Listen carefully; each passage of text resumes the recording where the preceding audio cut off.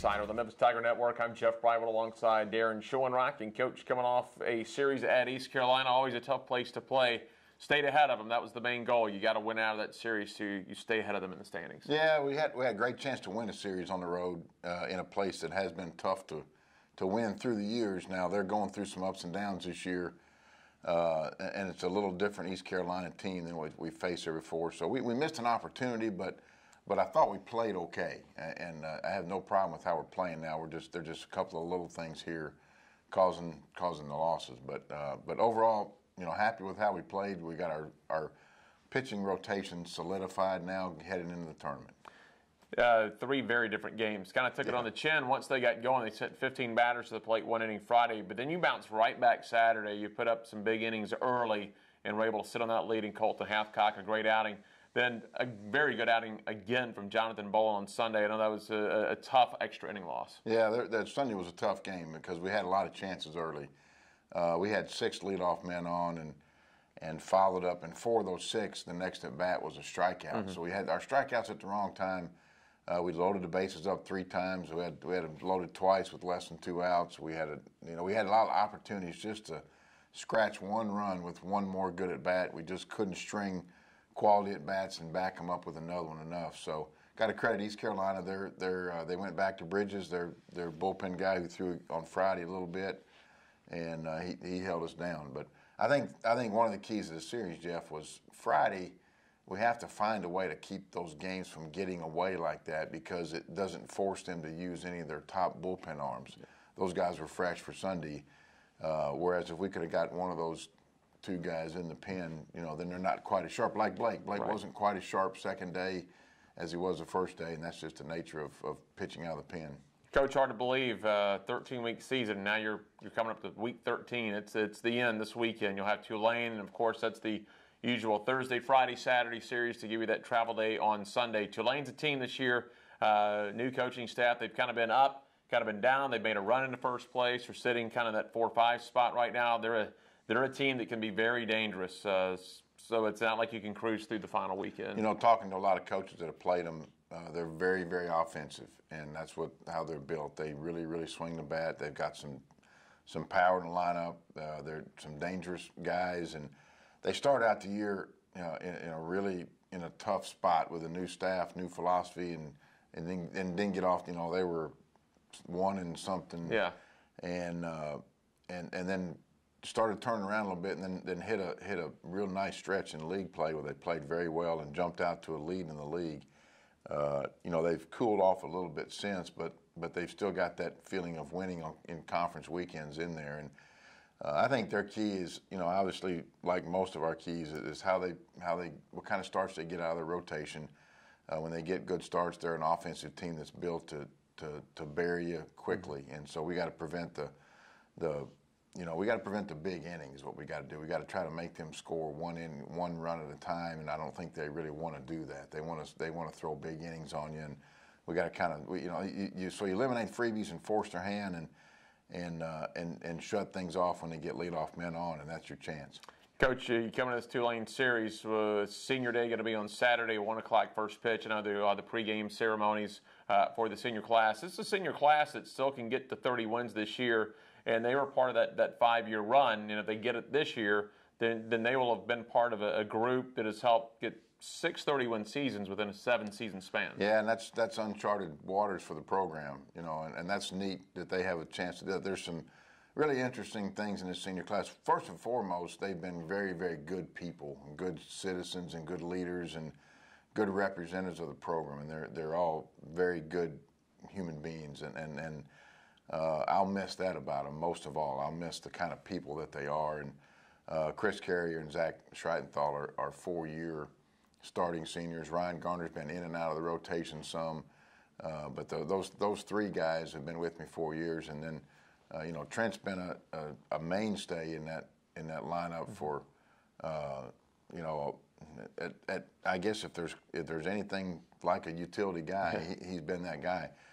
Brandon Gruzelanik's been a joy. Is really a heady baseball player. Really understands and knows the game, and just a model citizen. So I mean, there's some awesome things in that senior class that that I'll really miss about all these guys, and it's going to be sad to see him go. Andy Bowman came to us as someone injured junior college player and is rehabbed and healthy, and got injured again. Now he's healthy again, and so they've been through a lot, but they're going to be a bunch I'm really going to miss. You mentioned Chris Kerr, who's on the honor roll, and he's kind of in an interesting situation, similar to what Jacob Wilson was like his senior year. Because you expect with his athleticism, his arm, his bat, he's got big speed, he's built well, is going to have a chance to get drafted. And it's will a team take a chance on a fourth-year player, try to sign him up early in that 10 to 15 round spot, or will he go later? But I'd imagine he is going to get some looks once draft time comes. I mean, it's really hard to predict seniors. You know, if they don't get numbers put on them as a junior and grades as a junior and on draft boards as a junior, then they got to do something crazy in their senior year to get on boards. And you know, as scouts travel around and start and look at pitching like they all do, players like Chris make a showing and catch a scout's eyes, and all of a sudden a grade is put on him. And that's what we hope has happened. There's no way of us, you know, we don't have any info, or you can't find info out to see if that's happened. But he deserves a chance to keep playing with the tools that he has and the year he's put together, and I think he will. I mean, when it all comes together, I think Chris is a guy that can go into professional baseball and stick around for a while because of how he's built and the tools that he has. Coach, since we won't be able to meet again till probably the fall update, conference tournaments next week, you'll be on the road Sunday to Clearwater. Last chance we'll have a time to talk. Let's touch on the tournament. Of course, the seeding's not out. You're not sure if you'll start Tuesday or Wednesday yet, but we can talk about the league. And the league, a little bit more veteran this year than it was a season ago, where you had a two-bid league, but UConn won the tournament and got 3 teams in there. You're going in there this year, especially if UConn winning that series against South Florida, with 4 strong teams, a chance to get half of that league in the NCAA. Yeah, I think it'll be a 4-bid league if things follow suit. And depending on, like you said, depending on who wins the tournament, but there's 4 teams right now that should be on the board for at-large bids, and that's very strong. It speaks to, and I think what it tells is there's veteran pitching in the league, and that's what it is. There's a freshman or 2 spotting up on everybody's rotation, but there's Friday night and Saturday guys returning that can really pitch, and that's. You know, that's been the MO of when leagues are good, is their pitching is good, and when your pitching is good, your team is good. But there's enough sprinkled, there's enough veteran lineups too. It's a much older and tougher league this year than it was last year. I say tougher; it's always tough. There's a lot of committed programs, but everybody returns enough guys this year to really make the weekend series is very close, and it'll be a really fun tournament and a challenge in the heat that we play in, but something that we've done pretty well in the past is make tournament runs. I was going to say, that's going to be my final question. This senior class is used to playing in semifinals. They know what it's like, and they know how to go through the process of getting to that tournament, grinding it out. They found their way to Saturday. Even back in pool play, you guys were still alive on that Saturday, which sometime in pool play, those games are quote-unquote meaningless, but you've been alive on those Saturdays. Yeah, you know, and I don't know what is it how we do things through the year. I don't put a lot of pressure on got to win today. Today's the biggest game of the year.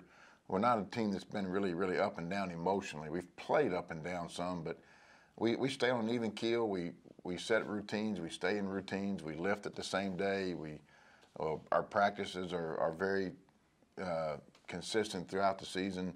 We talk about what wins games and try to repeat that, and we talk about what loses games and try to avoid that. So I think the team goes into the tournament with a little bit less of a panic mode button that they push, and they go down and they just play and play hard, and we've been very good in that ballpark and done very well there, and I can't wait to get there. All right, Coach, as always, we appreciate it. Thanks, Jeff. That is head coach Darren Schoenrock. I'm Jeff Brightwell for the Wolfchase Toyota Insider on the Memphis Tiger Network.